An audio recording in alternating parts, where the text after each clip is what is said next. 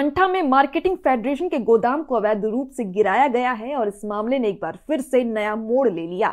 इस मामले में दोषियों के खिलाफ विभिन्न धाराओं के तहत मुकदमा दर्ज करके तत्काल कार्यवाही की जानी चाहिए, ऐसा मंठा स्थित महाराष्ट्र सहकारी पणन महासंघ के अध्यक्ष दत्तात्रेय पानसरे ने कहा। उन्होंने इस मामले में अपराधों में तत्काल वृद्धि न होने पर यही धरना देने का फैसला लिया था। इस मौके पर महाराष्ट्र राज्य सहकारी पणन महासंघ लिमिटेड के अध्यक्ष दत्तात्रेय पानसरे, स्थानीय निदेशक छत्रपति संभाजी नगर पांडुरंग गुगे, मुंबई के संपत्ति महाप्रबंधक नितिन यादव, जालना के जिला विपणन अधिकारी राजेश हेमके, प्रधान सचिव, इस मौके पर छत्रपति संभाजी नगर के जिला पणन अधिकारी विजय राठौर आदि उपस्थित थे। देखिए, पिछले महीने से मंठा शहर में चल रहे एक विवादास्पद मामले में जिला पणन अधिकारी कार्यालय जालना के नियंत्रण में मंठा स्थित पणन महासंघ के गोदाम को अवैध रूप से ध्वस्त कर दिया गया है और इस घटना ने भारी हलचल मचा दी है। जिला पणन अधिकारी राजेश हेमके की शिकायत पर शिकायत भी दर्ज की गई थी, जबकि उक्त गोदाम पणन महासंघ का था। कृषि उपज मंडी समिति मंठा के अध्यक्ष और सचिव ने पणन महासंघ के नियंत्रण में मंठा स्थित गोदाम और भूमि के संबंध में अनापत्ति प्रमाण पत्र दिया था और पणन महासंघ के द्वारा सर्वे क्रमांक 42 में बिना किसी सूचना के रात में गोदाम को ध्वस्त करने के मामले में मंडी समिति अध्यक्ष और सचिव के साथ साथ दत्तात्रेय, किशन राव, हाथ कड़के और अन्य के खिलाफ मामला दर्ज किया गया था। इस मामले में गोदाम को ध्वस्त करके सरकारी संपत्ति को नष्ट करने और उसमें सामग्री और खाद की चोरी सहित कई आरोपी हैं और इस मामले में कई आरोपी हैं और सभी दोषियों के खिलाफ कार्यवाही की जानी चाहिए। मांग की गई कि उनके खिलाफ कार्यवाही की जाए। अपनी आवाज उठाने के बाद महाराष्ट्र राज्य सहकारी पणन महासंघ के अध्यक्ष दत्तात्रेय पानसरे को तुरंत मंठा का दौरा करना चाहिए और सामग्री चोरी करके सरकारी संपत्ति को नष्ट करने और गोदाम के विध्वंस में इस्तेमाल किए गए पॉकलैंड हाइवा ट्रैक्टर के साथ सभी दोषियों के खिलाफ मामला दर्ज करना चाहिए।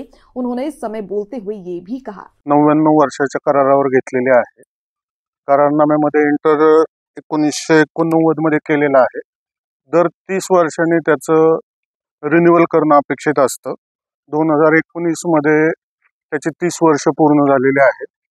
30 वर्ष पूर्ण झाल्यानंतर आणि त्याच्या अगोदर तो करारनामा वाढवून देण्यासाठी फेडरेशनने सातत्याने पाठपुरावा केलेला आहे। त्याचा पत्रव्यवहार फेडरेशनकडे आहे। तर त्या पत्रव्यवहाराला संबंधित त्यांनी कुठलाही प्रतिसाद दिलेला नाही आणि त्या एग्रीमेंट मध्ये एक क्लिअर क्लॉज असा आहे की ज्यांनी भाडेपट्ट्याने घेतलेला आहे, भाडेपट्टा घेणारा म्हणजे मार्केटिंग फेडरेशन, ते जर ते करारनामा वाढवून घेण्यास इच्छुक असतील तर लीजर म्हणजे ज्यांच्याकडून घेतलेला आहे त्यांना तो भाडे करारनामा वाढवून देणं बंधनकारक आहे। ऐच्छिक नाही, बंधनकारक आहे, प्रोव्हाइडेड दॅट मार्केटने मागणी केलेली पाहिजे। तर मार्केटिंग फेडरेशनने ती मागणी 2017 पासून म्हणजे करारनामा संपण्याच्या अगोदर 2 वर्ष पाठपुरावा करून त्यांनी काही दिलेली नाही। त्याच्यानंतर हा जो रिसेंट इन्सिडेंट झालेला त्याच्यानंतर त्यांनी रिन्युअल करून दिलेलं नसलं तरी मूळ करारनामा 99 वर्षाचा असल्यामुळे जागेचं पोझिशन मार्केटिंग फेडरेशनकडे होतं। हा जो इन्सिडेंट 2025 मध्ये झालेला आहे, त्यांनी एका रात्रीत येऊन गोदाम सगळे हे पाडून वगैरे जे कोण आहेत त्यांनी गोदाम पाडलेलं आणि सगळं सपाट केलेलं आहे, ज्या जागेवर आपण आता उभे आहेत। ही ज्यावेळेस इन्सिडेंट आमच्या लक्षात आला त्यावेळेस आमचे इथं डिस्ट्रिक्ट मार्केटिंग ऑफिसर म्हणून असतात, त्यांनी रीतसर पोलीस स्टेशनला FRI नोंदणी करण्यासाठी पत्रव्यवहार केलेला आहे। पत्रव्यवहार केल्यानंतर FRI दाखल झाली, पण आमच्या मतानुसार त्याच्यामध्ये काही सेक्शन जे असणं अपेक्षित होतं IPC मधली ती नसल्यामुळे त्याच्यानंतर परत आम्ही त्या विषयात पाठपुरावा केलेला आहे।